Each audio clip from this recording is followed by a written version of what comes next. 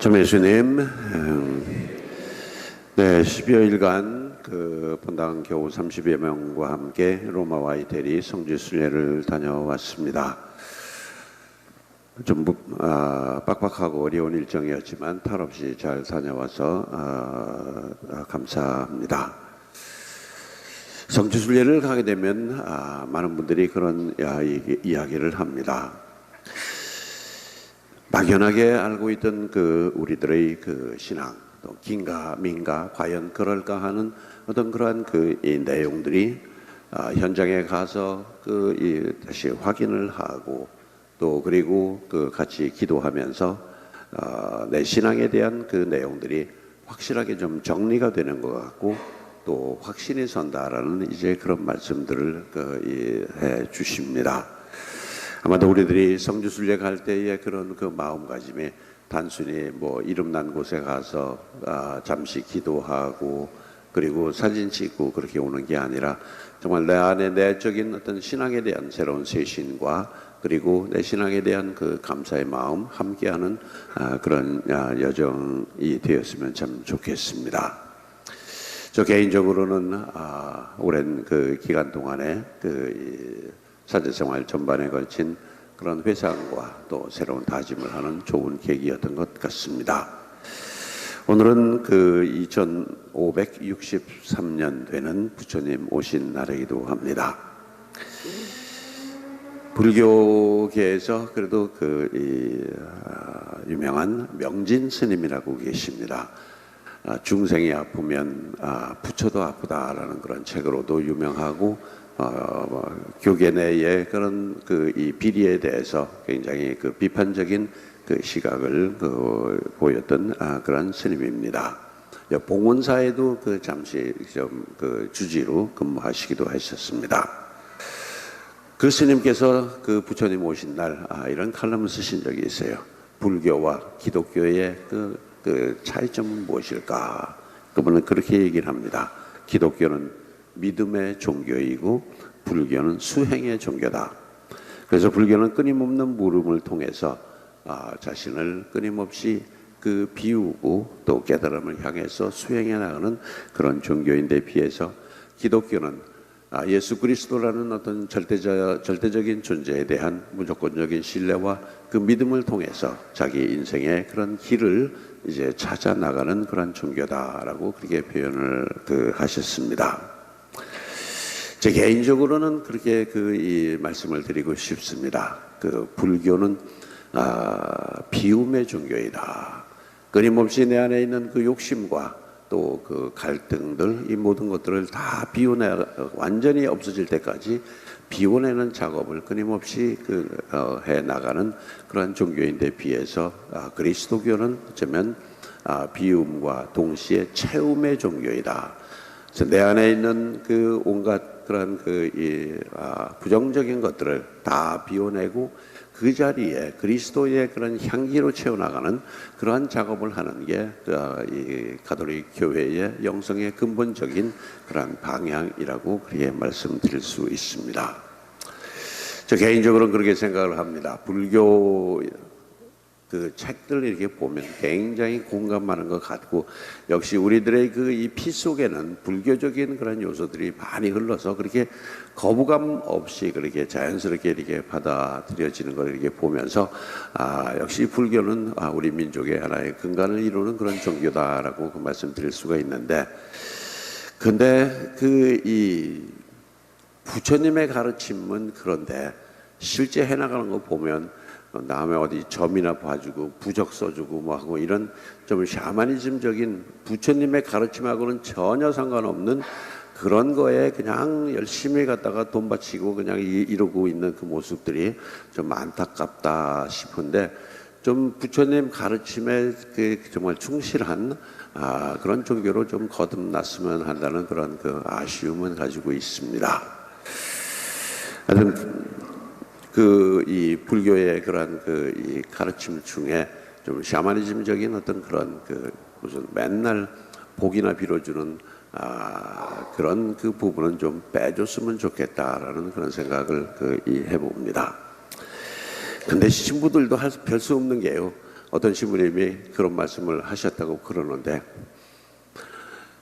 해필 부처님 오신 날이 주일날하고 겹쳐가지고 왜 남의 영업 방해하냐고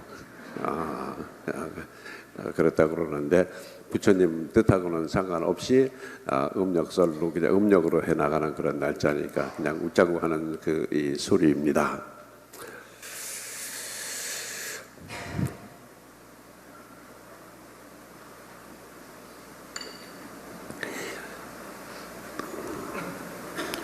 어린이날과 어버이날 사이에 무엇이 존재하는가라는 그런 숙제가 있습니다. 무엇이 존재할 수 있을까요? 어떤 분은 찰나라고 얘기합니다. 어린이가 어른이 돼서 어린이가 어린이날 선물을 받고 또 어버이날 존경을 받고 하는 그런 이렇게 성장하는 그 과정엔 찰나라는 것이, 그래서 우리 인생이라는 게 정말 순식간에 정말 어린이에서 어른이 되어가는 존재가 바로 우리다라는 것을 이제 우회적으로 표현한 것 같습니다. 이번 성지순례 하면서 좀 시간에 대한 이 생각을 많이 했어요. 특별히 베드로 사도의 그런 무덤 바로 옆에 서 있는 이 경당에서 미사 드리게 예정되어 있었는데, 거기에 또 무슨 행사가 있어가지고 거기서는 못하고 다른 옆제대에서 미사를 했습니다. 근데 베드로 사도의 무덤가에서 미사를 할 때 무슨 얘기를 할까 하면서 많이 생각을 해봤습니다. 결국 시간에 대한 이 생각입니다. 또 영원에 대한 생각입니다. 과연 우리들이 순간순간 살아가는 이 시간이 영원이라는 그 개념 속에 도달하는 길은 무엇일까? 시간은 결국 과거와 현재와 미래로 이어지는 하나의 그런 어떤 움직임의 그런 이 단위이죠. 그러나 영원이라는 것은 과거와 현재와 미래를 다 포함하는 그러한 개념입니다. 그런데 묘하게도 이 시간에 대한 답이라든지 영혼에 대한 답은 인간적인 머리만 가지고는 해결되지 않습니다. 특별히 시간과 영혼의 관계를 어떻게 풀어나갈까 하는 숙제 앞에서는 우리는 이 답을 얻을 수가 없습니다. 베드로 사도의 무덤에 가서 답을 얻을 수 있는 것 같았어요. 결국 이 문제는 신앙 안에서 우리가 답을 얻을 수 있는 거고, 베드로 사도의 그런 2000년 된 무덤을 이렇게 보면서 결국 2000년 전의 시간이 오늘의 그런 이 내 시간과 하나가 되고, 그리고 역사 속의 2000년이라는 시간도 이제 영혼이라는 시간 속에 같이 포함이 되면서 결국은 우리들의 이 삶이라는 것은 시간과 영혼과 이게 같이 어우러지면서 과거에 나아가 오늘이 되고, 오늘의 내가 또 미래가 내 모습이 되면서 우리는 그것이 자연적으로 영혼 속에 이렇게 포함되는 게 아니겠냐라는 이제 그런 생각입니다. 그런 개념을 주신 분이 하나님이시고, 우리는 하나님 안에서 결국 나의 과거와 미래와 또 그리고 이 현재까지도 다 어우러져서 그 안에서는 과거도 현재가 되고 미래도 현재가 되는 그런 신비로운 이 마음을 우리가 가질 수 있다는 점이 하나의 신앙의 고마움이고, 또 현실은 항상 영혼과 이렇게 같이 연결되어 있다는 그런 연속성 속에서 우리의 삶을 오늘을 성실히 살아가는 그런 마음이 곧 영원한 삶을 향해 나가는 그런 길이다라는 그런 것들을 생각해 볼 수 있었습니다. 우리 마침 저희들을 안내를 맡았던 친구가 35년 전에 저와 선생과 제자로 만났던 그런 이 사람이었습니다. 그 친구 하는 말이, 내가 신부님을 만난 지가 35년이 됐는데 35년이 마치 엊그제같이 그렇게 느껴지는 시간의 그런 이 흐름을 보면서 앞으로 또 35년 또는 뒤에 이어질 그런 시간까지 이렇게 생각을 하면 현재가 얼마나 소중하고 중요한 건지, 나의 현재 속에 나의 과거와 미래가 동시에 다 들어있다라는 어떤 그런 이 말을 하면서 이 어떤 반가움 속에 함께 생활을 했는데, 오늘 성소주일 맞이해서 저는 그런 생각을 해 봅니다. 바로 이 시간과 영혼을 이어주는 존재가 바로 사제가 아니겠느냐. 그래서 우리에게 그 과거의 그 나를 보고 또 미래의 나를 보면서 그리고 오늘 현재를 또 성실하게 살아가는 거기에 절대적으로 필요한 하나님의 도움과 또 이끄심, 그런 것들을 우리에게 연결해 주는 게 사제의 역할이 아니겠느냐. 성서적으로는 오늘 성소주의를 보면서 특별히 신부와 또 수녀, 성직자와 수도자들을 위해서 기도하는 그런 날입니다. 보다 큰 개념으로는 성소라는 것은 거룩한 부르심이라는 뜻이고, 그 부르심은 우리 모두에게 다 해당되는 그런 말씀입니다. 넓은 의미의 성소라는 것은 우리 모두 하나님의 부르심을 받고 또 그분의 그 부르심에 응답하고 또 그분의 가르침에 따라서 열심히 살아가겠다고 다짐하고 약속한 사람들이 바로 우리들입니다.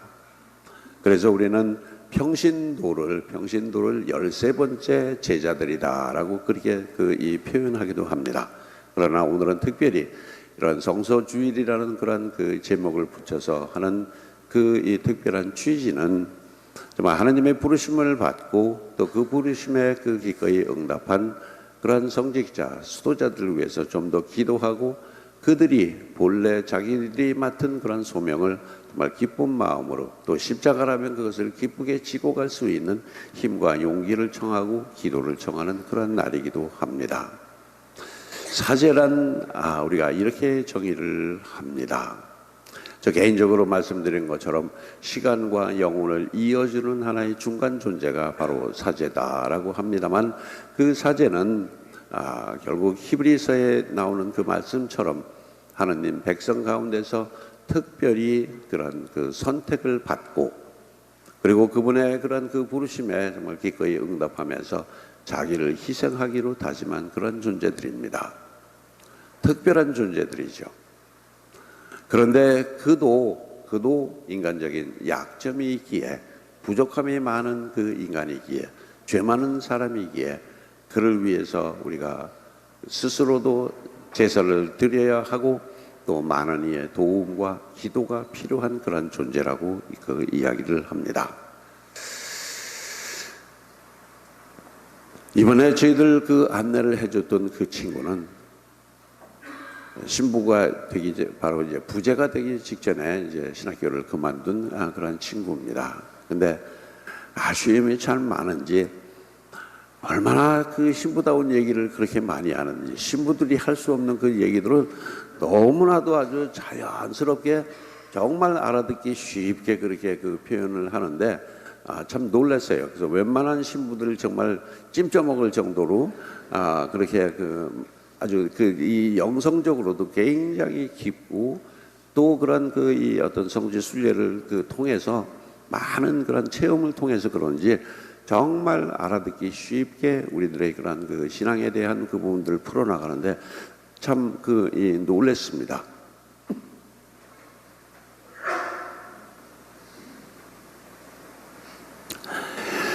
저는 가끔 이 선생 기질이 있어서 그런지 신부들에 대한 이 비판을 좀 자주 하는 편입니다. 그러면서 저놈은 차라리 신부 안 됐으면 참 좋겠다, 좋았을 걸 하는 그런 생각할 정도로 하여튼 이 선생의 국물이 빠지질 않아요. 하여튼 그런데 가만히 생각을 해보면 그게 굉장히 교만한 생각이죠. 결국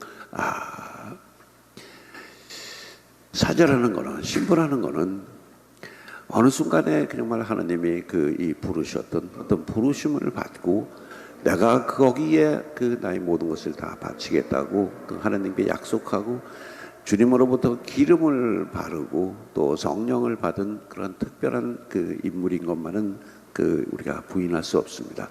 성령이 잠깐 졸다가 이렇게 조금 삐딱하게 잘못 맞아갖고 성질이 저렇게 그지 같구나라는 그런 생각은 해봅니다만은 기본적으로 그래도 성령을 받고 또 기름 바름을 통해서 주님의 사람으로 인정된 그 사람들에 대한 우리들의 애정과 마음은 정말 같아야 된다고 그렇게 생각을 합니다. 그러나 부족한 점이 많기 때문에 혼자 살기 때문에 혼자 살기 때문에 갈수록 더 이렇게 성격도 삐죽삐죽해가지고 이게 아끼지 않아가지고 좀 거지 같은 성격들이 참 많이 있을 수 있는데 이제 그것도 우리가 좀 애교로 봐주면 그것도 하나의 또 장점일 수 있지 않겠나 하는 그런 생각을 하면서 성서주일날 우리 신자들에게 부탁하고 싶은 것은 제발 신부들 이제 좀 이렇게 괴롭히지 말고 그리고 너무 지나치게 비난하지 말고